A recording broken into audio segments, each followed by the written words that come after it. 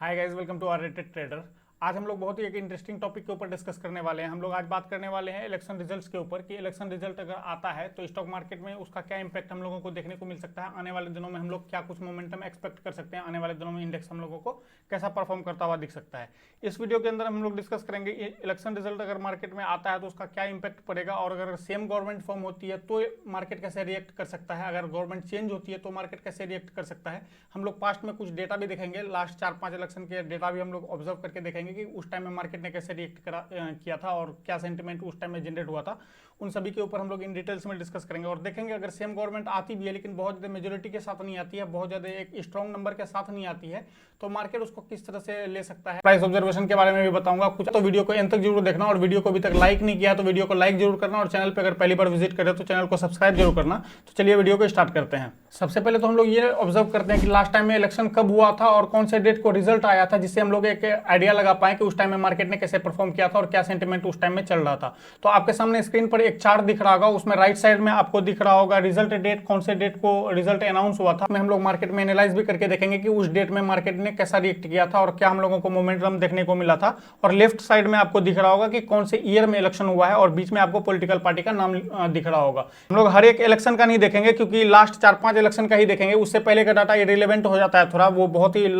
पुराने टाइम का एक डेटा है, तो वो अभी आज के टाइम में हम लोगों का किसी काम का नहीं है। तो लास्ट हम लोग 3 से 4 इलेक्शन के बारे में देखेंगे, लास्ट 3-4 इलेक्शन में कैसा परफॉर्म किया है मार्केट ने, और जब जब मेजोरिटी के साथ सरकार आई है या फिर अगर सरकार में कुछ चेंजेस हुआ है, अगर सेम गवर्नमेंट नहीं फॉर्म करती है तो मार्केट कैसे रिएक्ट कर सकता है। स्टार्ट करते हैं हम लोग 2019 के डेटा से। अगर आप देखोगे 2019 में हर किसी ने एक्सपेक्ट करके रखा था कि जो गवर्नमेंट पहले से चल रही है बीजेपी की government, same government again power में आ सकती है। और 23 मई 2019 को हम लोगों को रिजल्ट देखने को मिला था कि सेम गवर्नमेंट ही पावर में आई थी अगेन। और उस टाइम में अगर आप डेटा देखोगे तो प्राइस ने कुछ बहुत ज़्यादा मोमेंटम नहीं किया था, ऑलमोस्ट एक ही रेंज के अंदर में जो पहले से फंसा हुआ था, सेम रेंज के आसपास ही ट्रेड किया था, ये समवेयर इसका जोन था। और काफी दिनों तक कंसोलिडेट करने के बाद जब फिर फाइनली हम लोगों को बहुत दिन तक कंसोलिडेट करने के बाद फिर जब कोविड का एक न्यूज आया था तो फिर यहाँ से हम लोगों को मार्केट में एक करेक्शन देखने को मिला था। अगर उससे पहले का आप डेटा देखोगे 2014 का, अगर आप डेटा देखोगे तो 16 मई 2014 का डेटा आप देखोगे, क्योंकि रिजल्ट 16 मई 2014 को ही आया था। अगर आप उस टाइम का डेटा देखोगे तो आपको दिखेगा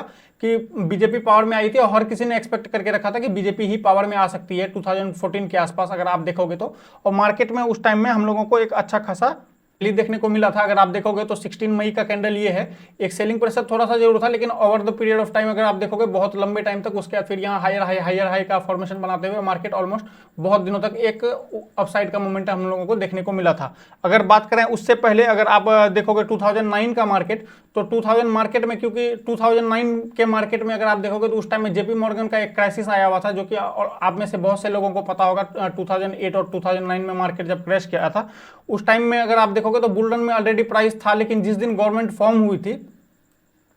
क्योंकि पहले से कांग्रेस पावर में थी और सेम गवर्नमेंट फिर से रिपीट हुई थी, और सेंटीमेंट अगर आप देखोगे तो उस दिन में सिंगल डे के अंदर में हम लोगों को ऑलमोस्ट 17% के 18% के आसपास का मूव देखने को मिला था सिंगल डे के अंदर में, क्योंकि सेम गवर्नमेंट पावर में आई थी और उस टाइम में ऑलरेडी एक बुल रन चालू था। तो उस टाइम में हम लोगों को एक बहुत ही अच्छा एक मोमेंटम देखने को मिला था सिंगल डे के अंदर। 18 मई का कैंडल है, 16 मई को मार्केट क्लोज था और जैसे ही 18 मई को मार्केट ओपन हुआ था और हम लोगों को उसमें बहुत अच्छा एक रैली देखने को मिला था। अगर बात करें अनएक्सपेक्टेड सिनेरियो की, अगर आप मार्केट देखोगे 2004 का, 2004 में गवर्नमेंट चेंज हुई थी, उस टाइम में हर किसी ने एक्सपेक्ट करके रखा था कि अटल बिहारी वाजपेयी की सरकार अगेन आएगी, एनडीए की सरकार फिर से फॉर्म होगी, बीजेपी पावर में वापस आएगी। लेकिन जब रिजल्ट आया था तो उस टाइम में कांग्रेस पावर में आ गई थी, तो वहां पर एक अनएक्सपेक्टेड सिनेरियो क्रिएट हो गया था। तो उस टाइम में अगर आप देखोगे तो उस टाइम में हम लोगों को मार्केट में एक अच्छा खासा करेक्शन देखने को मिला था, ऑलमोस्ट 20% के आसपास करेक्शन देखने को मिला था। अगर आप देखोगे 2004 का डेटा अगर देखोगे 13 मई को हम लोगों को एक रिजल्ट देखने को मिला था, और उसके बाद 14 और 15 को रेगुलर मार्केट शॉर्ट टर्म में ही भले ही ये गिरे, लेकिन बहुत ही स्पीड में हम लोगों को एक वहां पर देखने को मिला था, मोमेंटम बहुत ज्यादा फास्ट देखने को मिला था, बहुत ही तेजी से मार्केट उस टाइम में गिरा था। एक अनएक्सपेक्टेड सिनेरियो क्रिएट हो गया था मार्केट में। कोई एक्सपेक्ट कर रहा था उस टाइम में कि बीजेपी अगेन पावर में आएगी, लेकिन उस टाइम में ऐसा हुआ नहीं था और कांग्रेस का सरकार बन गया था। तो उस टाइम में हम लोगों को एक सेलिंग प्रेशर देखने को मिला था, पैनिक सेलिंग देखने को मिला था। ऐसा जनरली होता क्यों है? क्योंकि अगर आप देखोगे तो सेम गवर्नमेंट अगर फॉर्म होती है तो सारा जितनी भी पॉलिसी उन लोगों की होती है, जो भी वो लोग रूल बनाते हैं, वो सेम गवर्नमेंट अगर फॉर्म होती है तो मार्केट में अनस्टेबिलिटी नहीं बढ़ती है, और उस टाइम में मार्केट ऐसे रिएक्ट करता है जैसे कि सेम गवर्नमेंट अगर पावर में आएगी तो वो जो भी पुराने उनके दम में पॉलिसीज बनी है तो वो उसको आगे कंटिन्यू करते हैं, या फिर उसमें देखते हैं कुछ नया प्लान करते हैं कि आने वाले दिनों में किस सेक्टर पे फोकस करना चाहिए, उसके बाद फिर वो अपने नेक्स्ट प्लान को एग्जीक्यूट करने में फोकस करते हैं। लेकिन अगर गवर्नमेंट चेंज होती है तो मार्केट उसको अनस्टेबल की तरह लेता है। अब नया सरकार बना है तो अब इसके कुछ नए पॉलिसीज होंगे, जो भी पुराने पॉलिसीज ऑलरेडी चल रहे थे हो सकता है उसको वो कंटिन्यू ना करे, कुछ पॉलिसीज को कट करके फिर ये नए सेक्टर पे फोकस करे, नए सेक्टर को ज्यादा कॉन्ट्रैक्ट्स मिले या किसी और प्रोजेक्ट पे काम करे, तो मार्केट में इससे अनस्टेबिलिटी बढ़ती है। इस वजह से हम लोगों को शॉर्ट टर्म में एक अच्छा खासा करेक्शन देखने को मिल जाता है अगर मार्केट में कुछ भी अनस्टेबिलिटी होती है, कुछ अनएक्सपेक्टेड सिनेरियो क्रिएट होता है। तो इतना डेटा देखने के बाद आपको एक आइडिया लग गया होगा, अगर कोई अनएक्सपेक्टेड सिनेरियो क्रिएट होता है मार्केट में, सपोज मार्केट पहले से एज्यूम करके बैठा है कि बीजेपी फिर से पावर में आ सकती है, अगर बीजेपी फिर से पावर में आती है तो मार्केट में एक अच्छा सेंटिमेंट क्रिएट होगा और आने वाले दिनों में हो सकता है हम लोगों को ये जो एक रेंज है निफ्टी का, इस रेंज का हम लोगों को एक ब्रेकआउट भी देखने को मिल जाए और मार्केट इसको पॉजिटिव साइन लेके इस लेवल का हम लोगों को एक ब्रेकआउट आने वाले दिनों में देखने को मिल जाए और मार्केट यहाँ से बहुत अच्छा परफॉर्म कर जाए और हो सकता है साल भर के अंदर में ये हम लोगों को ऑलमोस्ट 25,000 के आसपास का भी लेवल दिखा दे।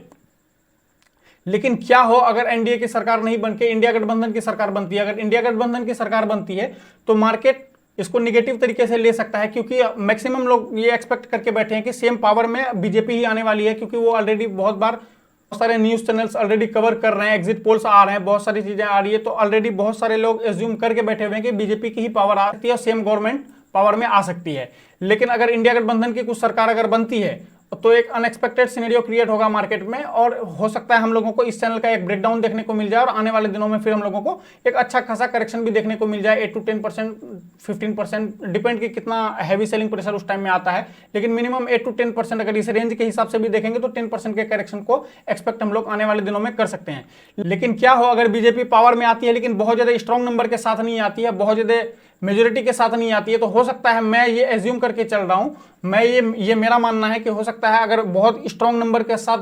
पावर में बीजेपी नहीं आती है तो मार्केट इसको